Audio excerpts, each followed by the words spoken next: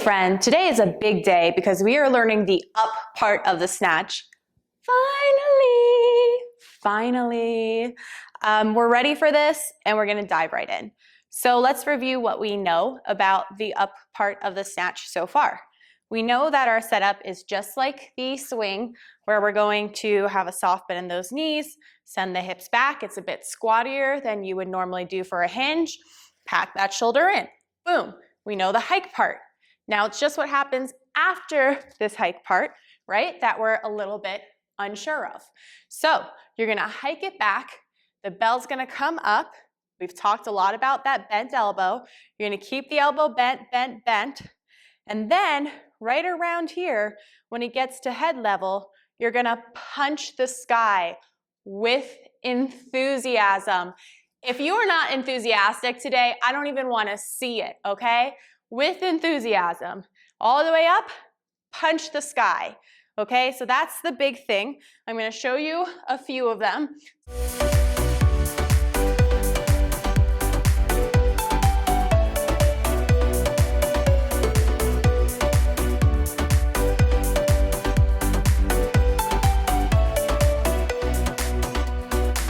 Sometimes it takes a few to get into the rhythm. All right, so bell comes back, body weight, you're here, and then you punch the sky. So there's two phases. There's the hips driving up, and then a little moment where it's gonna be slightly weightless. You're gonna spear your hand through it. So this is what it looks like. Boom, boom, boom, boom, boom. Right? And then starts to rotate around and goes into that angle. Because we said, okay, we know that we have that hook grip going, and then it's gonna spear into the angle. And the only thing that's happening is we're spearing into the angle a little bit higher up when the bell's a little bit higher up. Okay? So that's step one, is just understanding that the snatch comes up, and then once you have the elbow high and it right in front of you, you spear to the sky.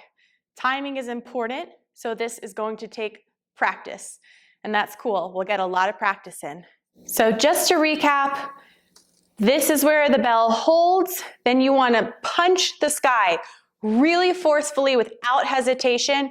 Lock that bell up in that diagonal position. Moment of lightness, punch the bell up. And that's the main things that you need to know about the up part of that snatch. A lot of things that go wrong is that people will wait till the bell is here and then they'll punch out. So you don't want to wait for it to be past your head. You want it to be like just past your shoulder when you punch that bell up into the air. The next thing to know is that this motion is going to make like a gooseneck. You should be able to hold it up here and see this little like gooseneck happening with your arm. And if you slow down your video, you will see that eventually this happens here. And I'll definitely want to show you what that looks like. This is called the flick of the wrist. And the flick of the wrist gooseneck is an amazing technique to perform when you're doing your snatches to make sure that you're not over death gripping the kettlebell. Now we're gonna go over some techniques to make sure that you're nailing the up part of the snatch. So just like you can do a dead clean, or you can swing to clean, it's the same thing with the snatch. So the first thing that we're gonna practice together is a dead snatch. For the dead snatch, you start with the bell kind of almost behind you. So with deadlifts and cleans, it always starts at your ankle bones. But for the snatch, you can go even further back. It might be at the back of the heels. And that's because you want to, instead of like the swing angling it towards you, you're gonna angle it towards you from back there. And this is gonna allow you to have a nice long pull motion to punch the sky with. So I want you to try this with body weight, then a light bell. You're gonna go ahead and get ready, the same that you would for all those other movements, and then punch the sky. Re-rack and come down. So dead snatch, punch the sky, keep it close, re-rack, and come down. Don't let your heels off the ground. Just punching the sky, re-rack, and come down. So dead snatch is your first drill to practice this upward motion. The second drill is going to be the hike back into the snatch. Okay, so this one's gonna let you have a little bit more power because you're hiking it back, but that's gonna be tempting to cast a really long arc. And we wanna tame that arc and keep it close to us. So we gotta be mindful of that. Hike it up, re-rack, and then back down. So hike, up, re-rack, back between your legs, back down. One more time. Hut, up, re-rack, back down. So those are two of the drills that you're going to use to practice this up part of the snatch. We're not focused on the down part, so just re-rack it and bring it back to the floor. Save your energy for the up part because it does take a lot of energy.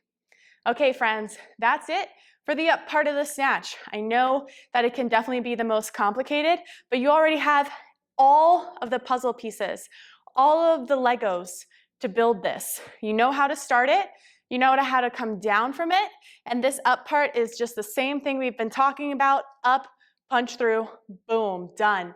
And that not death gripping the bell, letting it slide into the diagonal, one of the most important parts. Let me know if there's any remaining questions that you have after watching this video for the up part or the down part, because tomorrow we're gonna recap some things that can go wrong with the snatch and some common themes. But this is the bulk of the content. This is the majority of it. This is the bread and the butter, and we did it. We did it in 2 days. So I wanna hear from you and see if there's anything else on your mind, anything that I could possibly add, and what your thoughts are. Thanks for tuning in, and I'll see you tomorrow, friends.